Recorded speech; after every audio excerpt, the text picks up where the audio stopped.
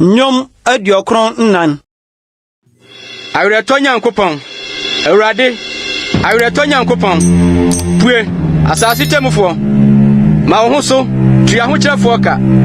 Awurade, enkosi da ben na bonefo. Enkosi da ben na bonefo ni ahurusie. Oka asam denden. Muyofo nyina di ahantansem. Wo man de, Awurade, worebo ne pasa. Na wobrɛ wajapade ase. Okum okrafo ne ohoho. Na wodi enwusia awu. Na wakase ya rinhunu na Yakob Nyankopon rimmu.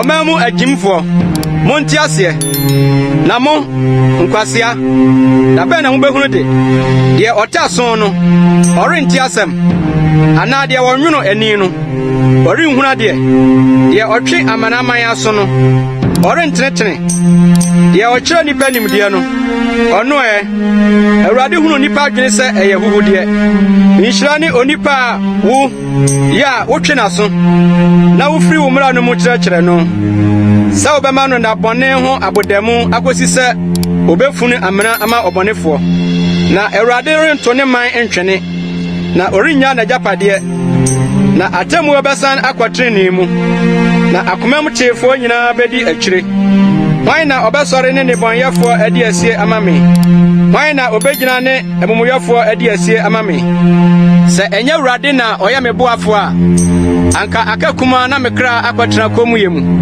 sɛ mese me nan rewatira wo Awurade wadɔyɛ na ɛwowa me mu dadwene dɔɔso a wawerɛ kyekyerɛ gye me kra ani ama moyɛ adwa ɛnam mmara so bɔ musuo no ne wɔbɛfa yɔnko wɔbɔ ɔtrenee ni kra so kyɛnku na wɔbu mogya edibemfo nanso Awurade ayɛ me bankɛseɛ na me Nyankopɔn ayɛ me dwane kwabea botan na wɔde wɔn musuo abua wɔn atifi na wɔn bɔne nti obeyi wɔn hɔ Awurade yɛ Nyankopɔn beyi wɔn hɔ